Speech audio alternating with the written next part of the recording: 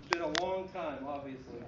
At that time, she was responsible for all of the intercompany, cash, and fixed asset accounting for PC&A and other companies in North America. At the time, there were 7 companies, and she helped with consolidations and other activities. Shortly after she started, they implemented a new accounting system, which was later replaced by SAP, which we all are much more familiar with. But so she actually implemented that accounting system and then later replaced it with SAP. The headquarters at the time was in Reno, and as many of you actually worked at that headquarters, and I shouldn't say many, a few of you, there are a few of you left. And there was one North American port in Charleston. The 964 series of the 911 was just being introduced and was offered in a lot fewer versions than there are nowadays. We didn't have all of the GTSs and all of these other iterations that we have now. So from 1990 to 1993, the economy went sour. There were large layoffs, and the volumes of PC&A had dropped to under 3,000 units a year.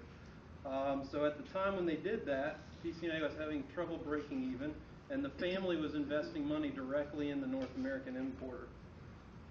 They laid off all of the finance department at the time and only retained the accounting group, and the accounting group had to pick up all of the finance work and all of that. At the time, there was an accounting manager, 3 accountants, and / financial analyst, and an AP and an AR person.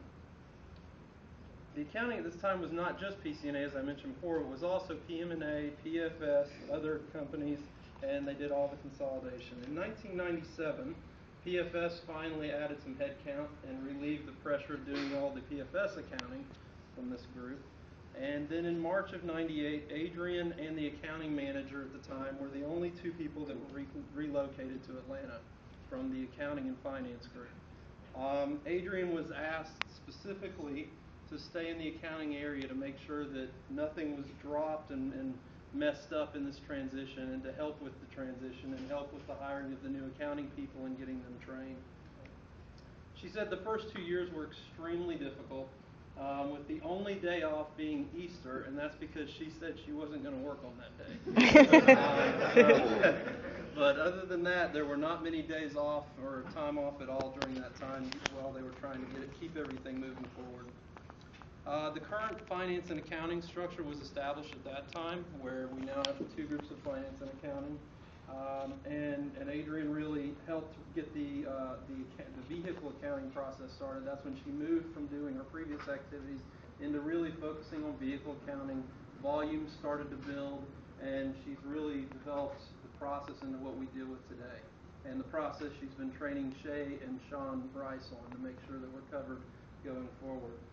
I wanted to mention a few challenges that we've had over the years, at least the years I've been here. I'm amazed, Adrienne and I were talking earlier today, and I'm amazed it's been 7.5 years since I started.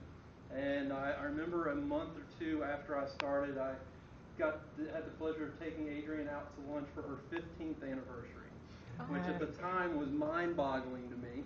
And now I've been here 7.5 years, so it's really been a pleasure to be here this long.